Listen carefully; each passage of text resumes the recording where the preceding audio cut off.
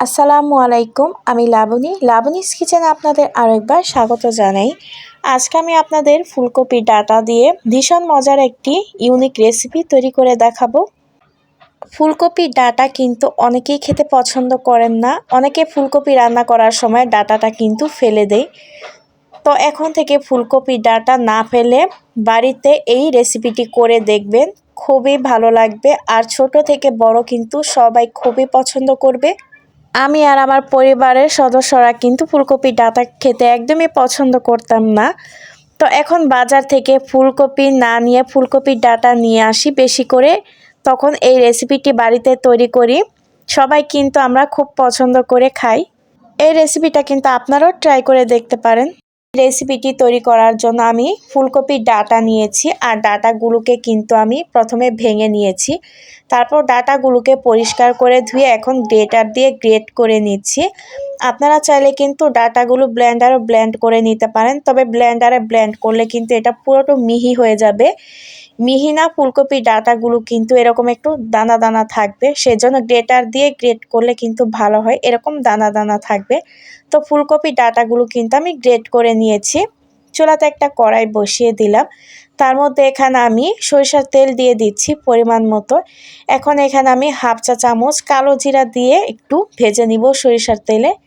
এখন দুটি শুকনা মরিচ দিয়ে শুকনা মরিচটাকে এখন সরিষার তেলে কালো জিরার সঙ্গে ভেজে নিব। আপনারা কিন্তু সরিষার তেলের পরিবর্তে সয়াবিন তেলটাও ব্যবহার করতে পারেন, তবে হাতের কাছে যদি সরিষার তেলটা থাকে তখন দিয়ে নেবেন। শুকনা মরিচটা ভাজা শেষে এখন আমি তুলে নিচ্ছি। তো এখন এখানে আমি 1 চা চামচ রসুন কুচি দিয়ে দিচ্ছি। আমি 3 থেকে 4টি রসুনের কোয়া কুচি করে নিয়েছি, সেটা এখন সরিষার তেলে ভেজে নিব লাল লাল করে। যখন রসুনটা লাল লাল হয়ে ভাজা হবে তখন এখানে আমি 2টি মাঝারি সাইজের পেঁয়াজ কুচি দিয়ে দিচ্ছি। পেঁয়াজটা এখন নেড়ে চেড়ে ভেজে নিব। পেঁয়াজটা যে পর্যন্ত নরম না হবে সে পর্যন্ত কিন্তু ভেজে নিতে হবে। দেখবেন যখন পেঁয়াজটা হালকা লাল ব্রাউন কালার হয়ে আসবে সেই পর্যায়ে আমি গ্রেট করে রাখা ফুলকপির ডাঁটাগুলো দিয়ে দিচ্ছি। তো ফুলকপির ডাঁটাগুলোর থেকে কিন্তু পানি বের হবে। তো এই পানিটাতেই কিন্তু এই ফুলকপি ডাঁটাটা সিদ্ধ হয়ে যাবে, আমার আর পরবর্তীতে পানি দিতে হবে না। এখন ভালোভাবে নেড়ে চেড়ে মিশিয়ে নিচ্ছি। তো এখানে আমি স্বাদ মতো লবণ দিয়ে দিলাম, এতে করে কিন্তু ফুলকপি ডাঁটাগুলো তাড়াতাড়ি সিদ্ধ হবে আর অনেকটা নরম হবে। এখন হাফ চা চামচ হলুদের গুঁড়া আর হাফ চা চামচের একটু কম গরম মশলার গুঁড়া দিয়ে আবার একটু নেড়ে চেড়ে মিশিয়ে নিচ্ছি। তো খেয়াল করবেন যে ফুলকপি ডাঁটাগুলো থেকে কিন্তু হালকা পানি ছেড়েছে। তো কিছুক্ষণ নেড়ে চেড়ে আমি একটা ঢাকনা দিয়ে ঢেকে দিলাম। প্রায় 10 মিনিট আমি এভাবে রান্না করে নিব। 10 মিনিট পর ঢাকনা উঠিয়ে দিচ্ছি। দেখুন, এতে করে কিন্তু ফুলকপির গ্রেট করে ডাঁটাগুলো সিদ্ধ হয়ে গিয়েছে। তো এখানে আমি যে দুটো শুকনা মরিচ ভেজেছিলাম সেই শুকনা মরিচটাকে আমি হাত দিয়ে একটু ভেঙে নিচ্ছি, এটা এখন আমি দিয়ে দিব। সেই সঙ্গে আমি 3টি কাঁচামরিচ কুচি দিয়ে দিচ্ছি। এই রেসিপিটা কিন্তু একটু ঝাল ঝাল ভালো লাগবে খেতে। আপনারা চাইলে কিন্তু ঝালের পরিমাণটা আরও কমিয়ে দিতে পারেন বা কাঁচামরিচটা কিন্তু স্কিপ করতে পারেন। এখানে আমি একটা গন্ধরাজ লেবুর এক টুকরো নিয়েছি, এই লেবুর রসটা এখানে আমি দিয়ে দিচ্ছি। আপনাদের হাতের কাছে যদি গন্ধরাজ লেবু না থাকে আপনারা চাইলে এখানে আমচুর পাউডারটাও দিয়ে নিতে পারেন। তো এখন আমি নেড়ে চেড়ে ভালোভাবে মিশিয়ে নিচ্ছি। তো মেশানো শেষে এখানে আমি 3 টেবিল চামচ বেসন দিয়ে দিচ্ছি। বেসনটা দেওয়ার পর কিন্তু এটা অনবরত নেড়েচেড়ে মিশিয়ে নিতে হবে। নাড়া কিন্তু বন্ধ করা যাবে না, অনবরত নেড়েচেড়ে যেতে হবে, তা না হলে কিন্তু দলা ধরে যাবে বেসনটা। বেসনটা দেওয়ার কারণে কিন্তু একটু আঠালো হবে। তো আমি সামান্য পরিমাণে একটু পানি দিয়ে আবার নেড়েচেড়ে নিচ্ছি। তো এরকম করে বারবার একটু একটু করে পানি দিয়ে কিন্তু নাড়তে হবে। তো পরবর্তীতে আমি আবার আরেকটু পানি দিয়ে নেড়েচেড়ে নিব। তো চুলার আঁচটা কিন্তু লো থেকে মিডিয়ামে রেখে তারপর নাড়তে হবে। এখানে আমি হাফ চা চামচ চিনি দিয়ে দিলাম যেন মিষ্টির ব্যালেন্সটা ঠিক থাকে।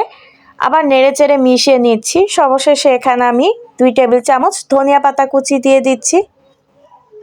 ধনিয়া পাতাটা দেওয়ার পর আবার আমি নেড়ে চেড়ে মিশিয়ে নিচ্ছি। আর এটা কিন্তু একেবারে শুকিয়ে নিতে হবে। দেখুন, অনবরত কিন্তু নেড়ে চেড়ে যেতে হবে। দেখুন পানিটা কিন্তু শুকিয়ে এসেছে। চুলাটা অফ করে আমি এই মিশ্রণটা নামিয়ে নিলাম একটা প্লেটে। এখন এটাকে ঠান্ডা করে নিব। তো কিছুক্ষণ ঠান্ডা করে নেওয়ার পর এখন আমি হাতে একটু তেল মাখিয়ে কিছুটা মিশ্রণ নিয়ে নিলাম। এখন গোল করে নিচ্ছি, মানে কাবাবের শেপ দিয়ে নিচ্ছি আর হাত দিয়ে একটু চ্যাপ্টা করে নিচ্ছি।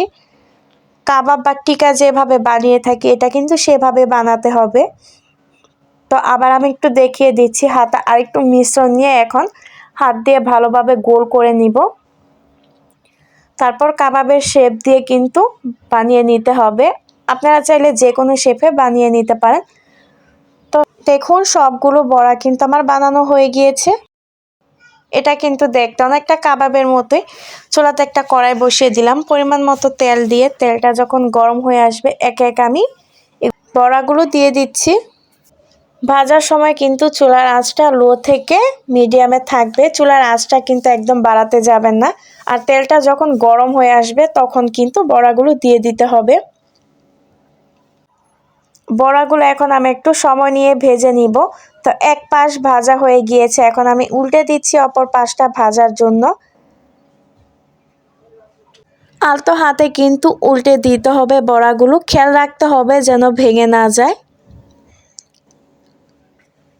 তো দেখুন এই পাশটা কিন্তু আমার সুন্দর মতো ভাজা হয়ে গিয়েছে আর বেশ সুন্দর একটি কালার চলে এসেছে।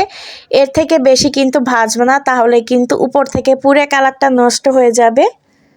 তো চুলার আঁচটা লো থেকে মিডিয়ামে রেখে কিন্তু ভেজে নিতে হবে, চুলার আঁচটা বাড়াতে যাবে না, তাহলে কিন্তু বড়াগুলো পুড়ে যাবে, তখন খেতে ভালো লাগবে না। বড়াগুলো ভাজা শেষে এখন আমি একটা ছাঁকনিতে উঠিয়ে নিচ্ছি, তেলগুলো ছেঁকে তারপর আমি গরম গরম পরিবেশন করে নিব। দেখুন বড়াগুলো কিন্তু আমার ভাজা হয়ে গিয়েছে, এখন আমি একটা প্লেটে উঠিয়ে নিচ্ছি। দেখুন কতটা লোভনীয় হয়েছে আর খেতে তো মাশাআল্লাহ অনেক মজা। এখন থেকে ফুলকপির ডাঁটা আর না ফেলে দিয়ে এইভাবে এই রেসিপিটি করে দেখুন, পরিবারের সকলের মন জয় করবে। যারা ফুলকপির ডাঁটা খেতে পছন্দ করেন না তারা কিন্তু এই ফুলকপির ডাঁটার বড়াটা তৈরি করে খেয়ে দেখতে পারেন, ভীষণ ভালো লাগবে।